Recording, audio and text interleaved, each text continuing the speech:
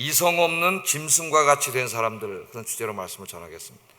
이성이 없는 짐승과 같이 된 사람들. 여러분, 이제 예수 믿고 구원받은 이후에 그리스도인의 삶의 의미와 목적이 어디에 있는가, 우리가 그래서 생각해 봐야 됩니다. 그리스도인의 삶의 목적은 하나님의 영광의 형상을 이루어 가는 데 있어요. 그래서 예수 믿고 구원받은 때부터 하나님이 우리 생명을 부르시면 우리 가야 되잖아요. 그 가는 날까지 우리 인생의 의미는 뭐냐? 하나님의 영광의 형상을 점점 회복해 가는 것입니다. 그 목적이 하나님의 영광의 모습이에요. 하나님의 영광, 잃어버린 하나님의 형상의 영광, 더 정확히 말하면 하나님의 형상의 영광을 찾아가는 것입니다. 자, 우리가 이제 예수 믿기 전에 다 죄인이었잖아요.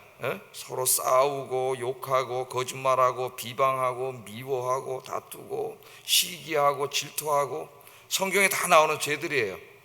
그렇게 막 살아가는 사람의 행태를 짐승과 같은 사람이래요. 짐승과 같은 사람. 짐승. 우리가 예수 믿고 구원받기 전에 우리의 모습이 짐승과 같았습니다. 성경에서 그걸 죄인이라 그래요. 죄인이었는데 오늘 예수님께서 내 인생에 찾아오셨죠. 어떤 사람은 뭐 가족을 통해서 찾아오신 분도 있고 친구를 통해서 찾아오신 분도 있고, 예수 믿고 구원받은 그 원인은 다 다양하겠지만은 하나님이 찾아오신 거예요. 내가 하나님께로 간 게 아니고 하나님이 나에게 사람을 보내주셨거나 나에게 찾아오신 것이죠. 그래서 여러분들이 예수 믿고 구원받게 됐습니다. 죄인이었는데 그 죄를 하나님 용서하시고 하나님 의인으로 삼아주셨어요. 의인이 됐기 때문에 여러분들이 천국에 갈 수 있게 된 겁니다. 죄인은 천국에 갈 수 없어요. 그래서 이것을 칭의라 그런다 그랬죠. 칭의. 죄인이었는데 판사이신 하나님이 의인이라고 법정에서 판결을 내려주신 거예요. 칭하신 거예요. 법정적인 의미입니다. 법정적인 의미. 그래서 우리가 이걸 이신칭의, 그런데 의롭게 된 것이 내가 어떤 도덕적으로 다른 사람들보다 더 많은 선행을 행했기 때문이 아니에요. 우리 인간은 어떠한 선행으로도 하나님의 공의를 만족시킬 수가 없습니다. 나를 의롭게 하신 분은 전적인 하나님의 은혜다. 예수님이 십자가에서 우리의 죄를 짊어지시고 죽으셨기 때문에, 우리 대신 형벌을 받으셨기 때문에 하나님께서 우리를 죄를 용서하시고 의롭다 칭해 주신 것이죠. 그래서 이 구원이라고 하는 말이나 혹은 속죄라고 하는 말이나 혹은 칭의라고 하는 말은 다 같은 말이에요.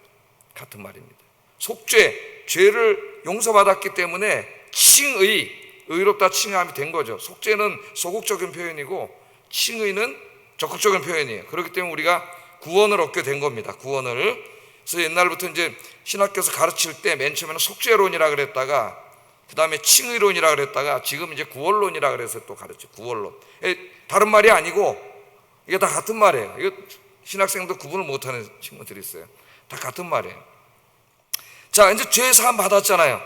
이제 우리가 죄 사함 받았잖아요. 하나님의 자녀가 됐습니다. 칭의를 받았습니다. 그러면 이제 우리가 지옥 갈 사람이었는데 천국에서 영원한 복락을 누릴 축복을 이미 받은 사람이에요. 그런데 우리가 구원받은 다음에 바로 하나님 나라에 가는 게 아닙니다. 남은 인생을 여기서 살아야 되는 거죠. 하나님이 이제 오너라 할 때까지 이 땅에서 남은 인생을 살아야 되는데, 우리의 남은 인생을 살아가는 이 과정의 의미가 뭐냐면은 하나님의 형상의 영광을 회복하는 거예요. 원래 우리는, 인간은 하나님 형상으로 지음 받았죠. 그런데 인간이 죄를 지음으로 그 형상을 잃어버리고 짐승과 같이 살아왔어요. 근데 이제 예수 믿고 구원받은 다음부터는 그 잃어버린 하나님의 형상을 이제 하나하나 회복해 가는 거예요. 어떻게 회복해 가느냐? 소극적으로는 우리의 죄악된 옛사람을 날마다 십자가에 못 박아 장사 지내고, 그죠? 로마서 6장에 있는 말씀처럼, 또 그리스도께서 부활하신 것처럼 새 사람으로 태어나서 점점 이제 하나님의 의로운 형상을 회복해 가는 과정이죠. 이러한 이제 과정을 신학에서는 성화라 그래요. 성화. 그러니까 죄인이잖아요. 예수 믿고 어느 날 구원받았어요. 그러나 아직까지 내 안에는 예수 믿기 전에 그 죄악의 잔재가 가득하고 뼛속까지 죄인이라서 그 죄악의 잔재가 막 불쑥불쑥 여기저기서 막 튀어나오죠. 그래서 교회 안에 문제가 생기는 거예요. 그리스도인은 모였는데도 그것들을 어떻게 해요? 그 죄악의 그것들을 날마다 십자가에 못 박아 장사 지내. 나의 옛사람 처창모를 십자가에 계속 못 박아 장사 지내고, 그렇게 해서 하나님의 원래 형상을 조금씩 회복시켜 나가는 거예요. 회복시켜 나가는. 그래서 그것이 전 한평생 동안 이루어지는 겁니다. 그러니까 성화는 계속 어떻게 해야 돼? 짐승의 모습에서 점점 성장하고 성숙해서 하나님의 영광의 형상의 모습을 닮아가는 과정이 우리 인생이에요. 그것의 이제 최종 목적을 우리가 영화라고 합니다. 영화, glorification. 그것은 그래서 하나님의 형상을 완전히 회복하는 것. 그게 최종 목적이에요. 최종 목적. 하나님의 형상을 회복하는 겁니다. 그래서 우리 그리스도인들의 삶이라고 하는 것은 우리가 이 신앙생활을 해나가는 동안 우리의 인격이라든가 우리의 신앙이라든가 우리의 도덕률이 하나님의 영광의 수준에 이르도록 계속 성장하고 성숙해가는 과정이 돼야 돼요. 물론 이 성장과 성숙이 그냥 계속 이렇게 되는 사람은 없습니다. 어느 날 좀 내가 이렇게 성숙해다가 또 기도 생활 잘 안 하면 확 꼬꾸라져서 옛날처럼 이렇게 다시 옛사람이 나타나다가 나선형으로 다시 회개하면 다시 또 올라가서 조금 더 성장하다, 이런 식으로 계속 해가지고 하지만 결국은 어떻게 성장하는 모습이 있어야지, 오늘 여기 나오는 사람들처럼 이렇게 짐승의 모습으로, 옛날에 죄인의 모습으로 다시 쇠퇴해 가서는 안 돼요. 쇠퇴해 가서는 날마다 성장해 가야 됩니다. 그래서 하나님께 우리가 드려야 될 최고의 재물이 뭐냐? 우리 자신이에요. 우리 자신. 헌금 뭐 이런 게 아니에요. 우리 자신이에요. 나의 변화된 모습. 예? 그래서 우리 자신은 산 제사로 하나님께 드려감이에요. 그러므로 예수 믿는 연조가 깊어지고 신앙의 연조가 더 많아질수록 우리의 인격과 신앙과 도덕적인 모습이 더 하나님의 영광의 형상을 닮아가도록 계속 성숙하고 성장해 가야 됩니다. 이건 이제 정신과나 심리학에서도 마찬가지라 그랬어요. 인간은 끊임없이 성장하고 성숙해가는 존재가 되어야 된다. 그 스카텍이라고 하는 그 천재적인 정신과 의사 그런 얘기를 했죠. 그래서 그가 쓴 책이 아직도 가야 할 길이에요. 아직도 가야 할 길. 이것을 인생에서 다 이루었다 할 사람은 없어요. 사도 바울도 그랬죠. 내가 온전히 이루었다 함이 아니라 그랬잖아요. 아직도 그리스도 안에서 잡힌 바 된 그것을 잡으려고 표대를 향하여 예수 그리스도를 목표로 삼아서 계속 달려갈 뿐이다. 빌립보서 3장에 사도 바울 같은 위대한 사도도 그렇게 얘기했습니다. 그래서 여러분의 하루하루의 삶이 점점 더 신앙적으로, 인격적으로, 도덕적으로 성숙하고 성장해가는 여러분 되길 주의 이름으로 축복합니다. 그래서 하나님 앞에 갈 때에 죽기 전에 우리의 모습이 가장 아름다운 모습이 되어 있어야 돼요. 그래야 여러분들이 신앙인으로서 올바로 산 거예요. 나이가 먹을수록 더 연령이 높아져갖고 하나님 나라 가까이 가는 날이 가까이 왔을수록 점점 더 성숙한 신앙인이 돼야지, 나이가 뭐 더 이상한 사람이 되고 성격 이상한 사람이 되고 고집불통이 되고 이러면은 신앙생활을 잘못해 온 거예요. 구원받은 이후에 사명을 제대로 감당하지 않은 거예요. 제일 중요한 게 뭐냐면 자신의 변화된 모습이에요. 변화된 모습. 이것을 우리가 늘 알고 기도할 때에 바로 이것을 위해서 기도해야 됩니다. 근데 오늘 이제 보면은 짐승과 같은 사람들이 있는데 하나님이 이렇게 말씀하셨죠. 레위기 11장 45절. 또 베드로도 이 말씀을 인용해서 자기 교인들이 이렇게 말했습니다. 나는 너희 하나님이 되려고 너희를 애굽 땅에서 인도하여 낸 여호와라. 내가 거룩하니 너희도 거룩할지니라. 이 말씀 굉장히 중요한 말씀이에요. 우리의 거룩의 그 목표 수준이 누구냐면 하나님이에요. 하나님. 이 땅이 어떤 성인이 아니에요. 내가 거룩하니 너희도 거룩하라. 이때 이 거룩은 도덕적인 의미입니다. 인격적인 의미고 도덕적인 의미예요. 더욱더 거룩하라. 하나님 그렇게 말씀했습니다. 그런데 오늘 유다는 예수님의 동생이라 했습니다.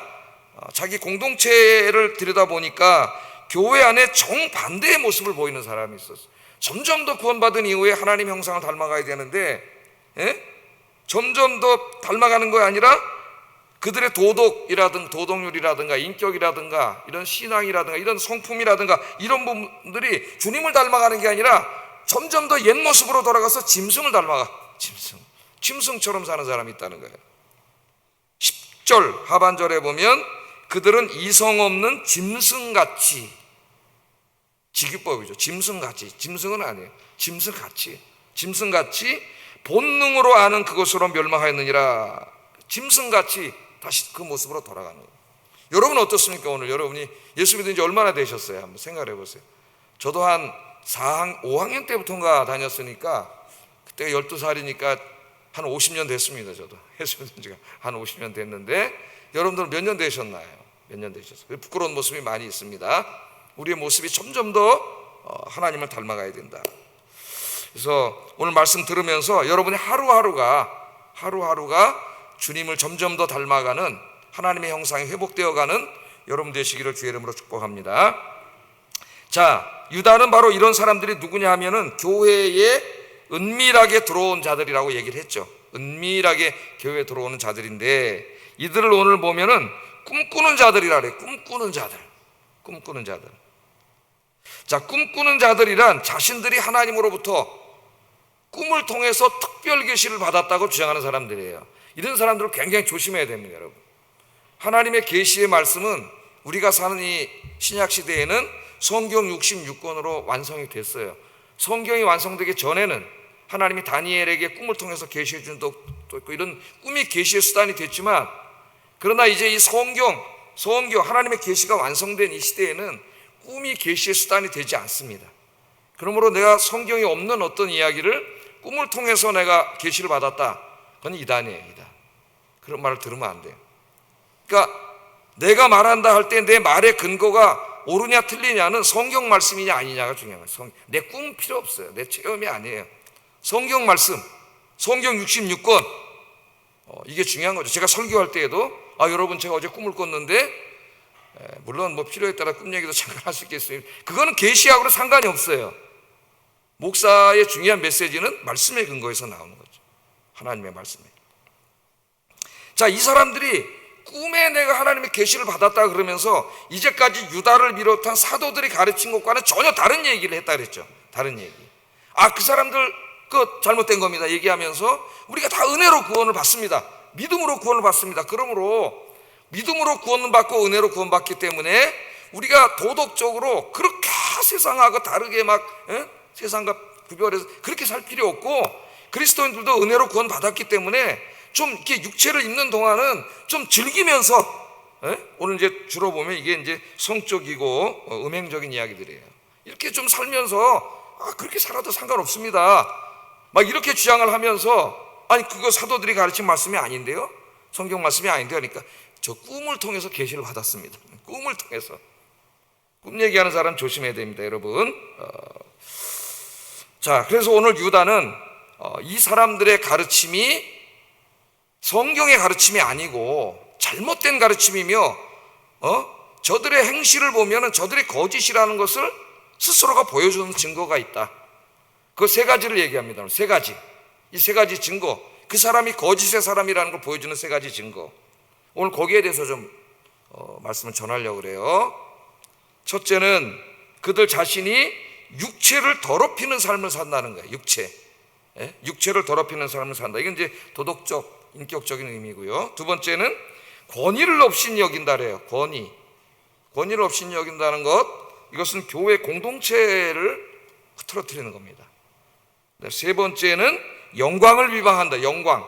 여기 영광은 천사들을 의미할 수도 있는데, 천사들을 통해 하나님께서 율법을 주셨기 때문에 하나님의 율법의 말씀을 의미해요. 본문에서는 하나님의 말씀을 무시하는 거죠.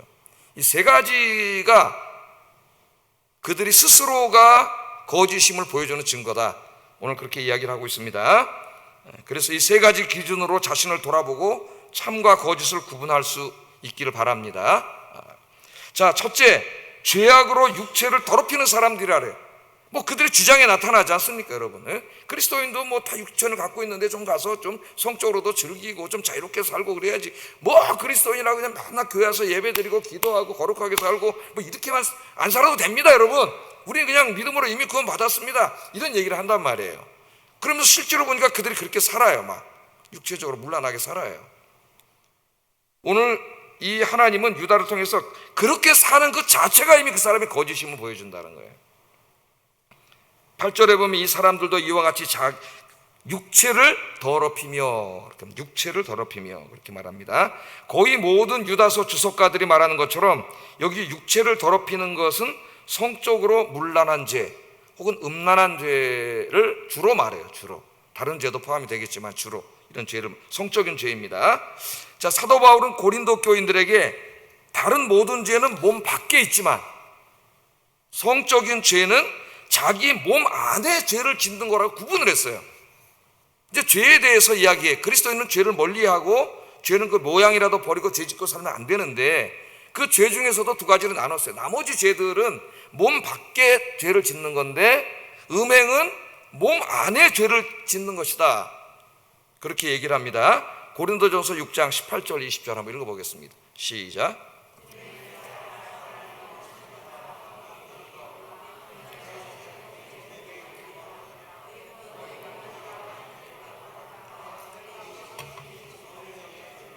너희는 너희 자신의 것이 아니라 값으로 산 것이 되었으니 그런즉 너희 몸으로 하나님께 영광을 돌리라. 그렇게 말을 해요. 자, 음행죄가 우리의 몸을 더럽히는 심각한 죄임을 이야기합니다. 왜 음행죄는 다른 죄와 다르게 몸 안에 죄를 짓는 것인가? 우리 몸으로 이제 직접 죄를 짓는 것이기도 하지만은, 자, 바울은 이렇게 말합니다. 너희 몸은 하나님께로부터 받은 바 성령의 전이기 때문이다. 성령의 전. 그러니까 우리 몸이 예수 믿기 전에 그냥 그 몸이 아니에요. 모습은 똑같아요. 안 믿는 사람이나 뭐 믿는 사람이나 뭐 그냥 인간의 눈으로 보면 구별이 안 되지만은 예수 믿는 사람의 몸은 이제 전혀 다른 몸이에요. 왜냐하면 우리가 예수 그리스도를 나의 구주로 영접할 때 여러분의 몸 안에 누가 찾아오세요? 성령님이 찾아와 계세요. 성령님이 찾아와서 우리 몸 안에 거하시기 때문에 우리 몸이 뭐가 된다 그랬어요? 성령이 거하시는 하나님의 거룩한 성전이 돼요. 성전. 예? 우리 몸이 이제는 그냥 몸이 아닙니다. 구원받은 이후에는 성령님께서 들어와서 거하시는 하나님의 성전이 되는 거예요. 그러므로 이 몸으로, 음행죄는 몸으로 직접 죄를 짓잖아요. 몸으로 죄를 짓게 되면 어떻게 돼요? 그 하나님의 성전을 음탕하게 더럽혀 놓는 게 되는 거예요. 그러니까 단지 도덕적인 의미만 있는 게 아니라 하나님의 성전을 더럽히는 죄가 있는 것이라고 이야기를 합니다. 그러면서 그 다음에 두 번째는 뭐라고 얘기해요? 우리 몸은 네 몸이 아니라는 거예요. 또 하나는 네 몸이 아니라 어떤 몸이에요? 예수 그리스도께서 값으로 산 몸이에요. 예수님의 몸이에요. 왜? 우린 죄인이고 지옥 갈 몸이 없는데 예수님께서 자신의 몸을 값으로 지불하시고 생명을 지불하시고 여러분을 샀다는 거예요. 예? 여러분을 샀어요. 이건 물론 비유적인 표현입니다. 경제적인 거래의 의미로 속죄를 설명하고 있는 거예요. 그랬더니 뭐 누구로부터 샀느냐, 사탄으로부터 샀느냐, 뭐 이런 사람이 말도 되지도 않는 그런 소리. 이건 비유적인 하나의 의미로 상거래의 비유를 통해서 우리의 속죄의 의미를 밝히고 있는 거예요. 그러니까 예수님이 우리의 구원을 위해서 쉽게 얘기하면은 예수님의 생명을 지불한 거예요. 그러니까 그걸 상거래의 의미로 받아들이면은 예수님이 자기의 목숨을 바치고 우리 산 거예요. 그러면 이제부터 우리의 몸은 누구의 몸이에요? 내 몸이 아니라고 이야기. 내 몸이 아니에요. 내 몸 내 맘대로 살 거야. 그건 예수 안 믿는 사람이에요. 예수 안 믿는 사람. 그리스도께서 사셨어요. 그렇기 때문에 이 몸은 어떻게 살아야 돼요? 하나님께 영광을 돌리는 몸을 살아요. 죽든지 살든지 먹든지 마시든지 무엇을 하든지 그 목적이 뭐가 돼야 돼요? 하나님의 영광을 해. 뭘 먹어도 됩니까? 뭘 먹어도 안 됩니까? 유대인들이 맨날 그런 거 가지고 싸운 그런 게 중요한 게 아니라 먹느냐, 뭘 먹어도 되느냐, 안 먹어도 그런 아디오포라라 그래. 아디오포라. 해도 되고 안 해도 되는, 별로 중요하지 않은 신앙생활에 그런 거 가지고 맨날 싸울 필요가 없어요. 먹든지 마시든지 뭘 하든지 그 목적이 뭐가 돼야 된다고요?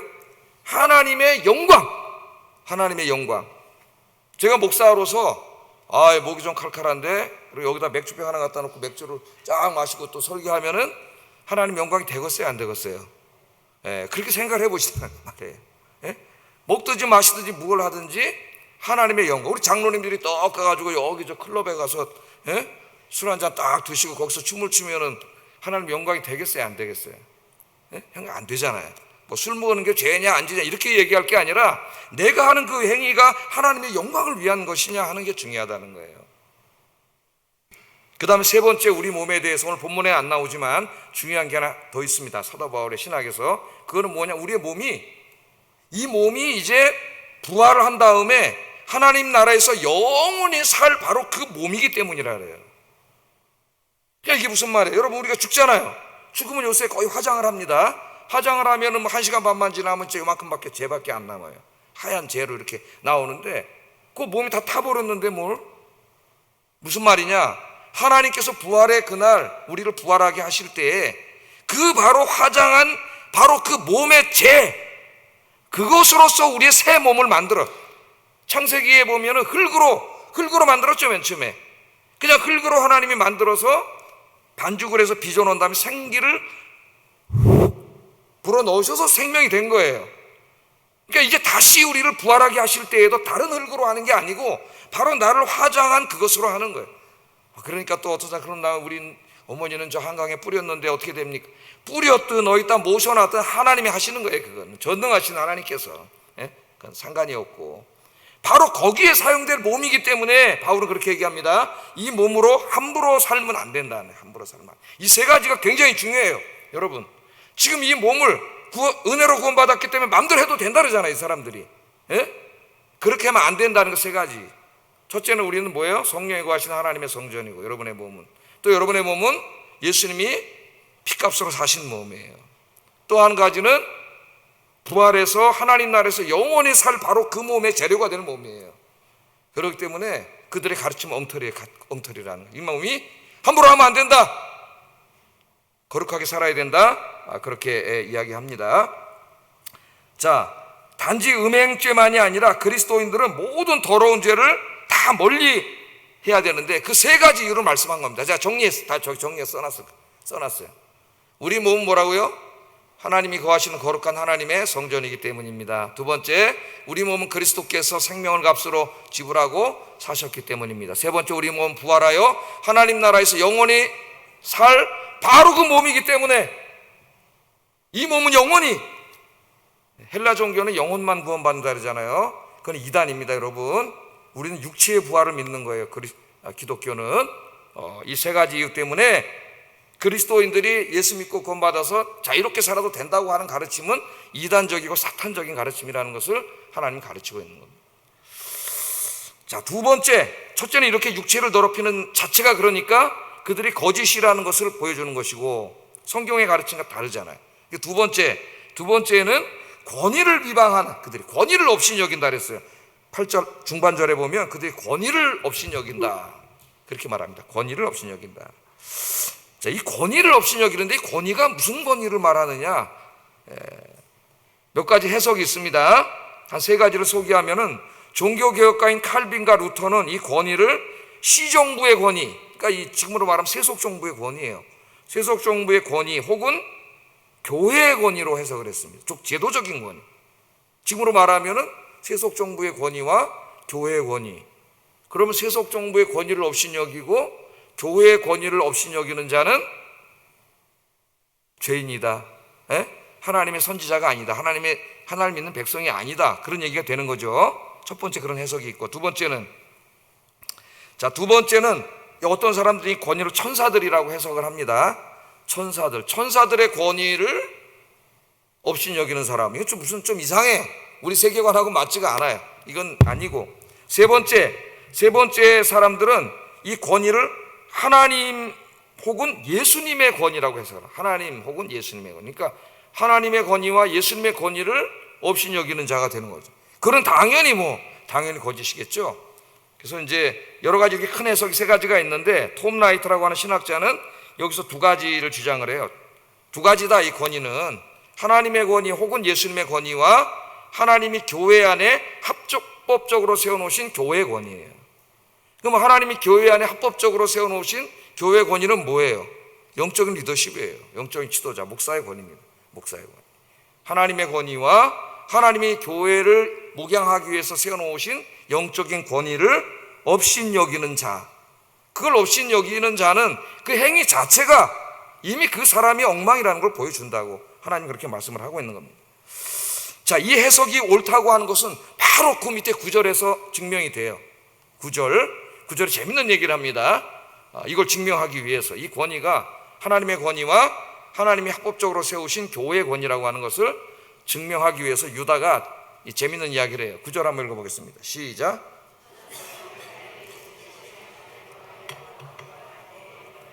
비방하는 판결을 내리지 못하고 다만 말하되 주께서 너를 꾸짖으시기를 원하노라 하였거늘, 이 이야기를 합니다. 자, 천사장 미가엘이 모세의 시체에 관하여, 그러니까 모세가 죽었어요. 그러니까 시체가 있을 거 아닙니까? 여러분 죽으면 그 시신이 있을 거 아니에요. 그 시신을 놓고 누구와 논쟁을 했다는 겁니까? 지금 마귀와 논쟁을 했다고 하는 아주 신비한 이야기를 합니다. 예? 성경 어디에 나올까 이 말씀이? 한번 성경에서 읽어보신 적 있는 분, 이 얘기를 읽어보신 적 있는 분, 한번 성경 많이 읽으시는 분 어디 있나요? 요한계시록에 있나요? 요한계시록은 지금 우리가 공부하고 있는데 주일날 그런 건 없죠. 그러니까 이 말씀은 성경에는 없어요. 성경에 있는 이야기는 아닙니다. 이 내용은 그 성경 이외에 유대인들의 문헌들이 있어요. 유대인들의 문헌이 있는데 주전 BC 한 250년부터 주한 200년까지, 그러니까 말라기가 한 400년경에 쓰여졌다면 말라기 이후에 예수님이 오실 때까지 한 400년, 450년 동안 계시가 없었습니다. 그때 성경이 없죠. 그때 기록된 성경은. 그 다음에 제일 빨리 기록된 성경이 갈라디아서라고 저는 생각을 하는데, 어떤 사람들 데살로니가 전서라고 말하는 사람도 있어요. 저는 갈라디아서라고 생각을 하는데, 갈라디아서가 한 60년에 쓰여졌다고 하더라도 한 거의 500년 동안 성경 계시가 없었던 거죠. 그 사이 기간 동안에 상당히 많은 유대 문헌들이 있습니다. 제 방에 가면 이제 슈도피그라파라 그래가지고 이렇게 두꺼운 책으로 깨알 같은 영어로 두 권에 다 묶여 있어요. 70권 정도 책들이 있어요. 유대 문헌이 거기 있는데, 그런 책들 중에 이제 The Assumption of Moses 이런 책이 있어요. 모세의 승천기, 모세가 죽어서 승천했다고 유대인들이 믿는 거죠. 모세의 승천기라고 하는 책이 있는데, 이 유대 문헌, 이 외경, 혹은 이걸 가경이라고도 해요. 슈도피그라파. 왜냐하면 자기 이름으로 쓴 게 아니라 유명한 성경의 인물 이름을 모세라고 갖다 집어넣었잖아요. 예? 모세, 뭐 에스라, 뭐 이런 게 있어요. 그래서 가짜 이름을 썼기 때문에 슈도피그라파라고도 해요. 가경 이렇게 얘기도 하는데, 자, 이 책에 기록된 내용입니다. 이 책에 기록된 내용이에요. 미가엘이라고 하는 천사장이 사탄이 모세를 비방하는 것을 들으면서 네가 어떻게 하나님이 세우신 권위를 비방하냐고 말하면서 사탄을 꾸짖었다는 이야기가 나와요. 그래서 모세 죽음에 대해서 한번 생각을 해보겠습니다. 잠깐 공부를 해보겠어요. 성경에서 모세의 죽음을 기록한 내용은 신명기 34장 4절 7절이에요. 네, 한번 읽어보겠습니다. 시작.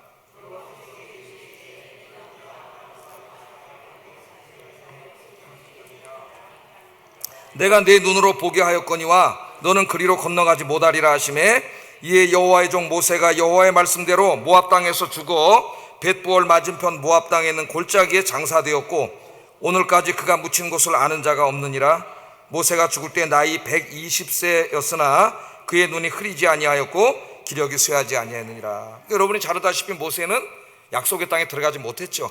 왜 못 들어갔는가는 이제 민수기를 읽다 보면 여러분이 알게 됩니다. 하나님 영광을 가리닐 때 못 들어가요. 느보산에 올라가니까 저 약속의 땅 가나안 땅이 다 보이는 거예요. 모세가 거기서 기도했지, 하나님 앞에. 하나님, 저를 저 땅에 들어가게 해주세요. 그렇게 기도를 했어요. 예?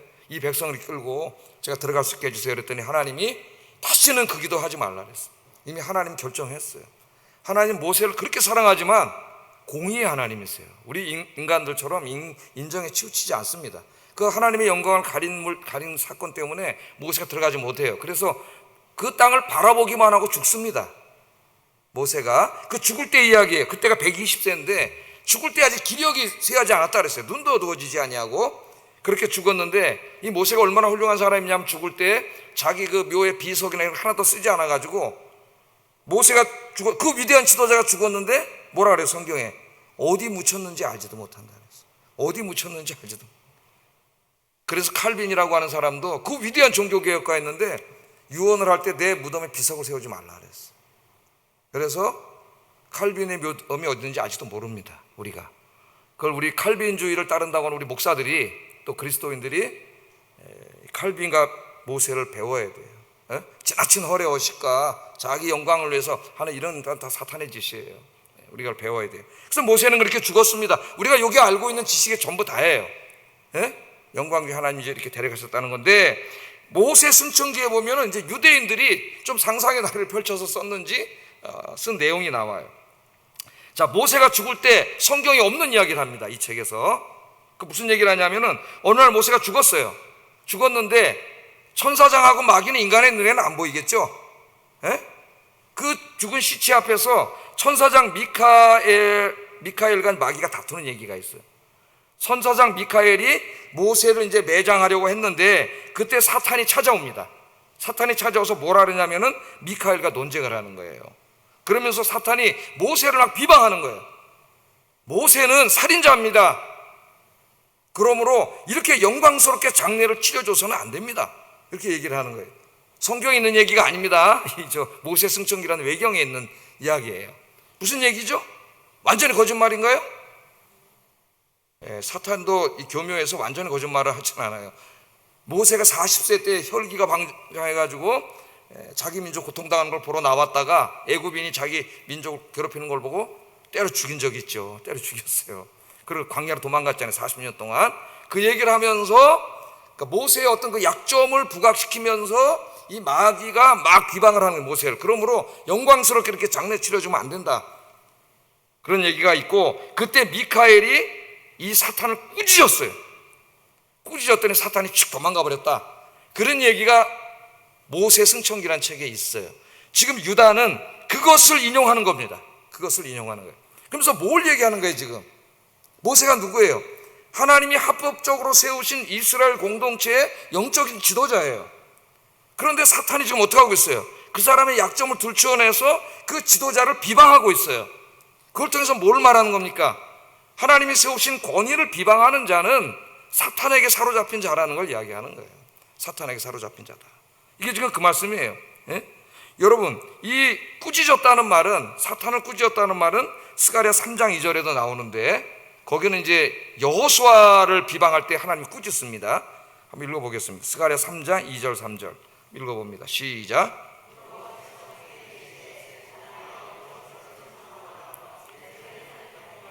너를 책망하노라. 이는 불에서 꺼낸 그슬린 나무가 아니냐 하실 때에 여호수아가 더러운 옷을 입고 천사 앞에 서 있는지라. 이 사탄이 여호수아를 비방하는 모습입니다. 그때 하나님께서 사탄을 꾸짖으시는 거죠. 그러니까 여기서도 지금 가경에 보면은 모세를 비방하고 있고 또 여호수아를 또 비방하고 있어요. 예? 성경에 이런 게 여러분 나오죠. 또 모세는 그 미리암도 비방을 한 적 있고 형 아론과 누이 미리암도 또 비방을 하다가 누이 미리암이 문둥병이 걸리고 막 그러지 않았습니까? 이런 일도 있고 이런 일들이 계속 나와요. 그래서 사단이 하는 일 중에 중요한 일이 뭐냐? 하나님의 공동체를 분열시키고 파괴시키기 위해서 하는 것이, 그런 사람들을 통해서 하나님이 세우신 합법적인 권위를 비방하는 거예요. 업신여기고. 그렇게 사람들을 선동해가지고 그 당시에는 이스라엘 공동체, 그리고 지금은 교회를 흔들어 놓는 거죠. 교회를. 그러니까 뭐 이거는 우리가 뭐 설명 안 해도 상식적으로 아는 것이죠. 하나님은 예레미야에게 뭐라고 말씀하시냐면은 네가 내 입이 되라 그래. 입이 되라. 가장 큰 영광스러운 말씀이죠. 하나님이 직접 말씀하지 않죠, 여러분에게. 창모야, 네 하나님, 이렇게 말씀 듣지 않습니다. 하나님은 성경 말씀을 주셨고 이 말씀을 하나님이 세우신 권위, 영적인 지도자의 입을 통해서 여러분에게 전달을 해요. 그래서 여러분들이 말씀을 듣고 양육을 받고 신앙이 자라고 은혜를 받고, 그래서 점점 아까 제가 말씀드린 대로 성숙하고 성장이 돼가는 거예요. 근데 어떤 사람이 여러분 앞에 슬며시 가만히 차에서 들어와가지고 막 도덕적으로 인격적으로 비방을 하기 시작하는 거죠. 그럼 은혜 받다 그 다음 주부터 은혜가 돼요, 안 돼요? 은혜가 안 되는 거지. 이때까지 조 목사님 설교를 들을 때는 모든 인격과 도덕적인 신뢰 속에서 듣는 것이지, 그게 무너졌는데 무슨 그 사람 설교가 들려오겠어요? 저부터는 안 됐죠. 그렇게 되면은 이게 무너져 버리는 거예요, 교회가.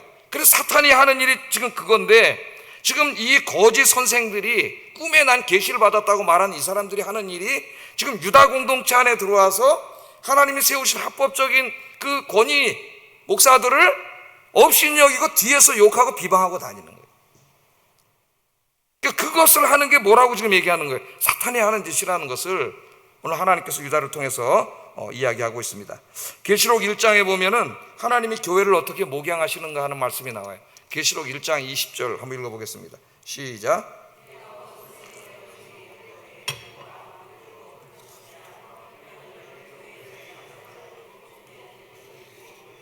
우리 계시록 공부할 때 공부했죠.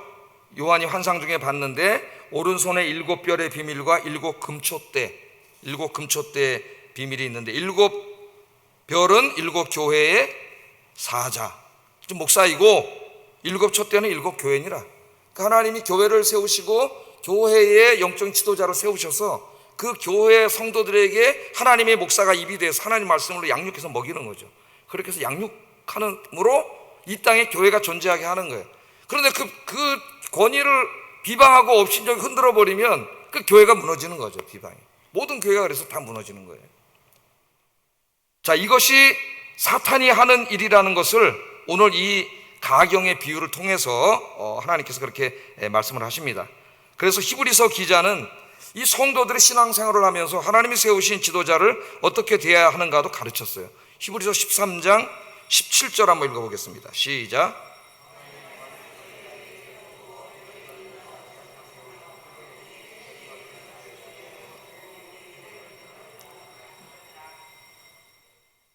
너희를 인도하는 자들에게 순종하고 복종하라. 그들은 너희 영혼을 위하여 경성하기를 자신들이 청산할 자인 것 같이 하느니라.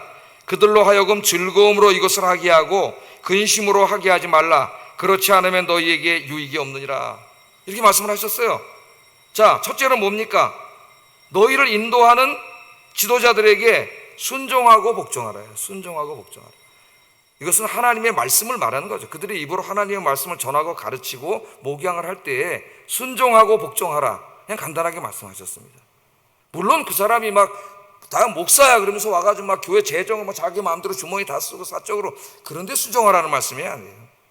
하나님의 말씀으로 목양을 하고 올바른 길로 갈 때에 순종하고 복종하라.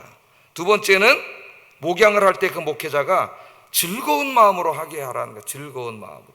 번민하고 괴로운 게 아니라 즐거운 마음으로 하도록 도와주라는 것이고, 세 번째는 근심함으로 하게 하지 말라는 거예요. 이게 세 가지를 딱 주셨어요. 하나님께서 세 가지 말씀을.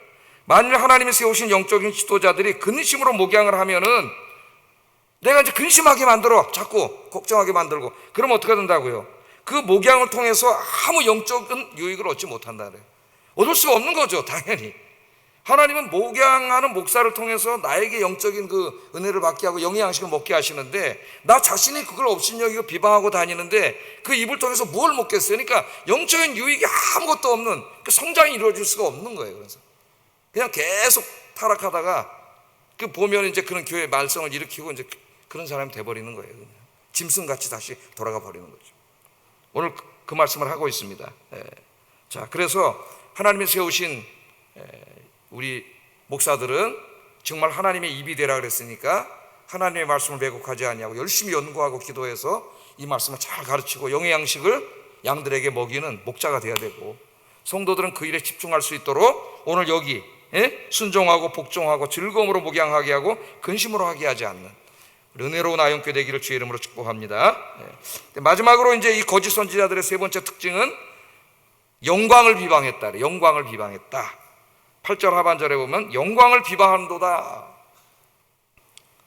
자, 아까 제가 말했듯이 영광은 하나님이 창조하신 천사들을 말할 수도 있지만은 다른 주석가들이 말하듯이 여기서는 천사들을 통해 주신 하나님의 율법의 말씀을 말합니다.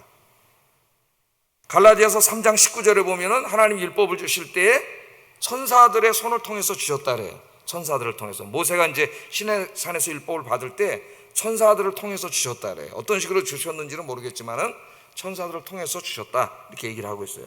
그러니까 여기 영광을 비방했다는 말은 하나님의 말씀을 비방했다는 거죠. 하나님의 말씀을 부정한 거예요. 하나님 말씀을 부정하니까 뭔 얘기예요? 꿈 얘기하잖아요. 꿈 얘기. 우리나라 한국교회 의외로 그런 사람들이 많아요. 꿈 얘기하고 뭐 내가 뭐 환상을 봤다는 등 내가 직접 뭐 계시의 말씀 들었다는 등 그런 얘기를 하는 사람들은 다 이단이에요. 조심하면 됩니다. 다 이단이에요. 하나님의 말씀보다 자기의 개인적인 경험이나 체험이나 무슨 신학이나 사상이나 이념이나 이런 인간의 생각을 앞세우는 모든 사람은 그 자체가 이미 그게 거짓의 사람임을 보여준다. 성경 그렇게 얘기하고 있는 것이죠. 하나님께서는 우리에게 이제 하나님의 뜻을 충분히 알려주시기에 충분한 완전한 온전한 계시의 말씀을 주셨어요. 우리가 꼭 알아야 될 하나님의 뜻, 그게 뭐죠? 성경 66권이 성경 66권. 아까 제가 서론 때 말씀드렸습니다. 이 이외에 하나님의 계시는 없어요. 이 이외에 내가 다른 체험을 했다, 음성을 들었다, 꿈을 꿨다, 환상을 봤다, 다 이단이에요. 모든 사람의 영적인 권위는 어디서 나오는 거예요? 하나님의 말씀에서 나오는 거예요. 말씀과 다를 때는 이단이에요. 거기는 그런 권위에는 순종할 필요가 없어요. 그건 하나님이 세우신 권위가 아니에요. 하나님의 말씀에서 나와야 됩니다. 그래서 계시록 22장 18절 19절에 이렇게 말해서 한번 읽어보겠습니다. 시작.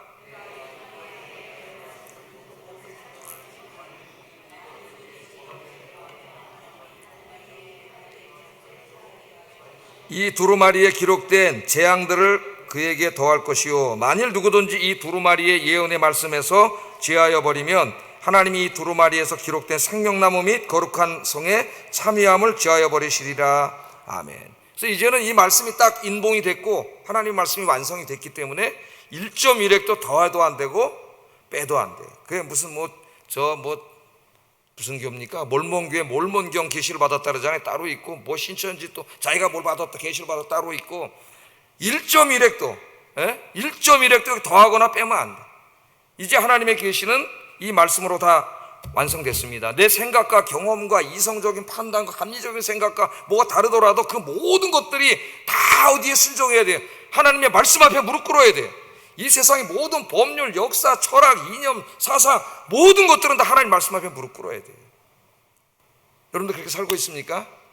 하나님 말씀보다 위에 있는 게 있다면은 이 사람들하고 다른 게 없는 거예요. 꿈 얘기하는 거나 내 생각과 내 이념, 그런 건 똑같은 거예요. 그게 다 하나님 말씀 무시하는 거예요. 그래서 하나님의 말씀이 이제 완성이 됐기 때문에 이 말씀을 가장 소중하게 여기고 우리의 삶의 진리의 표준으로 삼고 말씀에 순종하는 여러분 되시기를 주의 이름으로 축복합니다. 기도하겠습니다. 오늘 설교 요약해서 기도의 제목으로 삼습니다. 우리 몸은 하나님의 성전이며 예수님이 값으로 사신 몸이며 부활의 몸이 될 몸이라는 것을 깨닫고 몸을 더럽히는 죄를 멀리하게 하소서. 두 번째, 하나님께서 세워놓으신 합법적인 권위를 존중하는 가운데 영적 지도자를 도와 세상을 구원하는 교회를 만드는 일에 힘쓰게 하소서. 세 번째, 하나님의 말씀을 나의 삶의 최고의 권위로 삼고 말씀 앞에 순종하는 삶을 살게 하소서. 보시면서 기도하겠습니다.